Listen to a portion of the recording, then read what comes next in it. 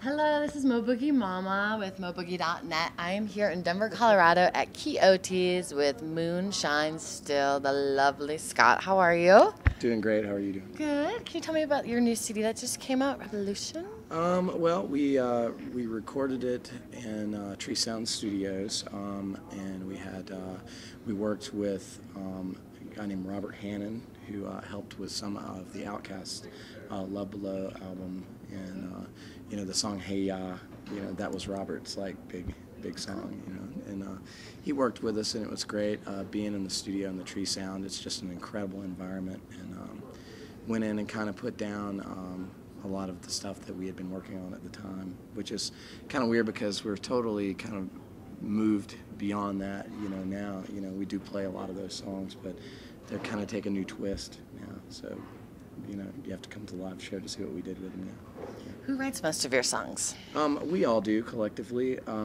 We usually, any one of us will bring an idea, and we will kind of elaborate on the idea and work on it together and come out with the whole product. Without any one of us, doing it together, I don't think it would be the same.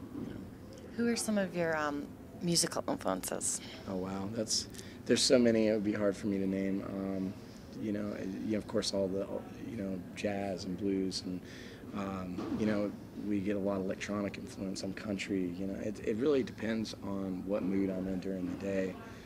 But when we're writing, I just try to take from what kind of write the song for the song. I don't choose. We used to choose a style and kind of try to hone in on that style. Now I just write whatever comes out, and if it makes it to Moonshine, still great. If it doesn't, then I play it on my own. You guys have so many different sounds to your music. You guys are constantly changing your sound. Can you tell me a little bit about that? Well, there again, we have so many people. We have 6 people on stage. So you've got, and we've all got distinctly different, influences, plus the ones that we share. So when we hit the stage, we're thinking, what works for the music. And especially when it comes down to doing the improv or jamming, we've been playing together for so long now that we can almost read one another, really well, and we play off of one another really well. And whatever's happening in that moment, we kind of let it, kind of materialize in that moment, What song are you most proud of on your new album? On the new album, well, of course I like them all. I can't really choose. It's hard, but it's, the ones that I like the most and I get accused of the most is I love the ballads the most, and there are really good ballads on this album because I feel like that's some of the most heartfelt stuff that comes out. Yeah. If I had to pick any ones on the album to really set aside, to have to just go based on experience, I love both of the Test Baboons. They're very slow, just piano and vocal.